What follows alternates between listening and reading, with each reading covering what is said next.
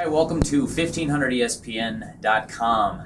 Vikings beat reporter Andrew Kramer and Derek Wetmore out here for the final time at the Metrodome, Andrew. The Vikings held off the Detroit Lions for a 14-13 victory to finish the season 5-10-1 in what many have already speculated and has been reported will be Leslie Frazier's last game as head coach of the Minnesota Vikings. We were unable to confirm those reports at this time, but the speculation continues to swirl, and we'll certainly keep you updated on that. I asked, along with a group of reporters after the game, Vikings owner Zygi Wilf what the future holds for Leslie Frazier. He declined to comment, said he would rather focus on the final game of the Dome, enjoy the win while it lasts, and move on from there, he said. Rick Spielman also walked by the pool of reporters. When asked for comment, he said, "I gotta go," and ran back off. Apparently, both of those two had a press conference for the final game at the Dome. Didn't see any quotes out of that. No one was sent to that press conference, but that was their excuse for not talking on the future of head coach Leslie Frazier. That's kind of the talk around the team right now. Andrew, you went to the post-game press conference with head coach Leslie Frazier. What was the vibe? Well, basically nothing's out of the ordinary here. It's not odd to see a GM and its owner duck a bunch of reporters chasing to wonder whether the coach is going to survive another day, let alone another season.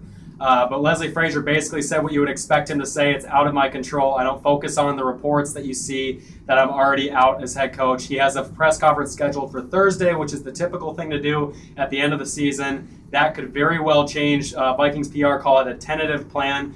So they're even probably bracing for a change that could be made here. But Frazier basically talked about selling the job that he just did in Week 17 here against the Lions, saying, I can't control my future, but what I can control is how we performed on the field, which was a 14-13 win over the Lions and 4-3-1 in the final half of the regular season. That's something that Frazier has to try and sell, and he did it right away in the press conference. So nothing out of the ordinary here. We'll find out on Black Monday, as it's called around the NFL, if these reports are true regarding Frazier's future.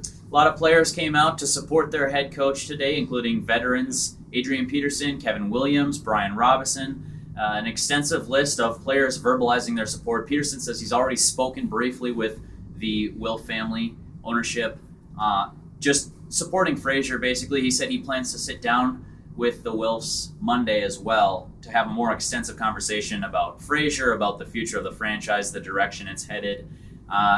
Also not entirely rare, but players aren't required to back their head coach, especially if the sense is that he won't be back. So it does speak something for the job that Frazier's been able to do to continue to keep the team on board despite a losing season, despite being out of playoff contention. As Andrew mentioned, to go 4-3-1 in the season's final 8 games.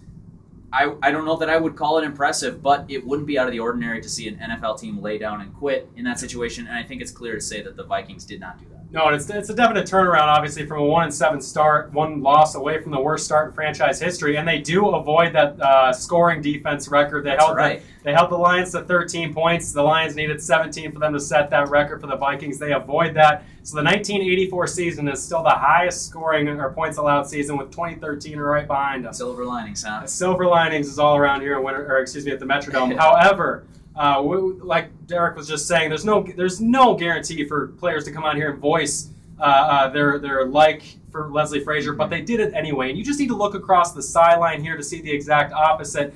Not many Detroit Lions are coming out and saying they want Jim Schwartz to stick around much longer. Just look around the NFL. There aren't many players that come out and voice this strong of an opinion for a coach, so it's not far-fetched and it's not a media narrative to say that players support Leslie Frazier. That is a fact. Many players do, and he has always been known as a player's coach, but I think the work that he's done in the second half of the season, he's not getting our endorsement, but he's definitely getting the players' endorsement from that.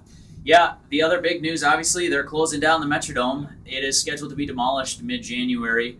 The plan then is to play 2 seasons at TCF Bank Stadium on the campus of the University of Minnesota, and tentatively scheduled to open the new Vikings facility in 2016.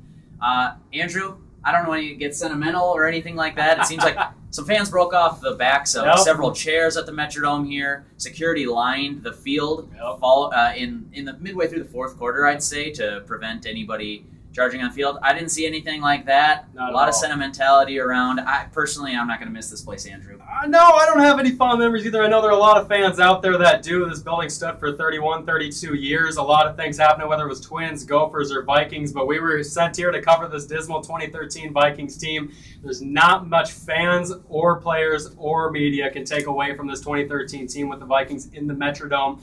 But the fact that they'll be glad that it's moving on to a new front. Not many players either are happy that they have to play 2 seasons outdoors. Adrian Peterson has spoken his disdain for that. So has Cordero Patterson, who came out and said today, "I wish that wasn't the truth," but yes, it is. So it's only kicking down, or time's only ticking down now for them, and they've got this offseason to try and prepare for what this game would have been a negative 30 wind chill outdoors. That would have happened if it were a year from now. So we'll see. True.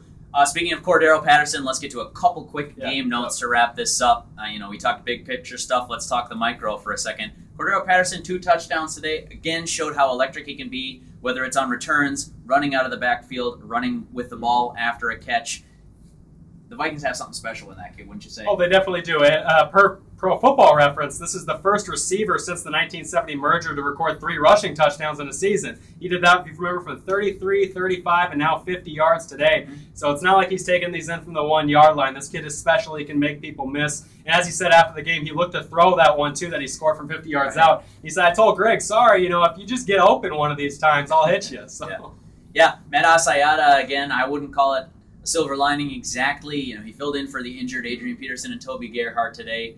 He did rush for 115 yards. He's a free agent this offseason. He says, "We'll wait and see," as many of the pending free agents. Andrew, you just wrote a story for 1500ESPN.com on players' futures. What was the prevailing sense for players like Kevin Williams, Jared Allen, all these guys who aren't sure they're going to be back next season? Well, a lot of it's in flux, whether it's their contract talks, their negotiations, or just the coaching situation. It's not like college football where you only have 4 years and you want the same coach. However, a lot of players love playing for Leslie Frazier. So Kevin Williams, Jared Allen, Chris Cook, all guys that played out their last game on their current contracts today, talked about how they would love to be back playing for Leslie Frazier, but they know that's out of their hands. So is their own future with negotiation talks. So guys like Charlie Johnson, Joe Webb, Matt Castle even can opt out of his 2014 year. This locker room will look a lot different next year, and a lot of star power will be missing from it. So they have a lot of holes to fill, besides from the fact that they already went 5-10-1 with their current roster. Great. Andrew, thanks for all your great coverage this season. Keep checking back to 1500ESPN.com all night and all through the rest of the week as we continue to cover this potential coaching search. We do appreciate your eyes and ears. Thanks for coming to 1500ESPN.com for Andrew Kramer. I'm Derek Wetmore, signing off for the final time from the Metrodome.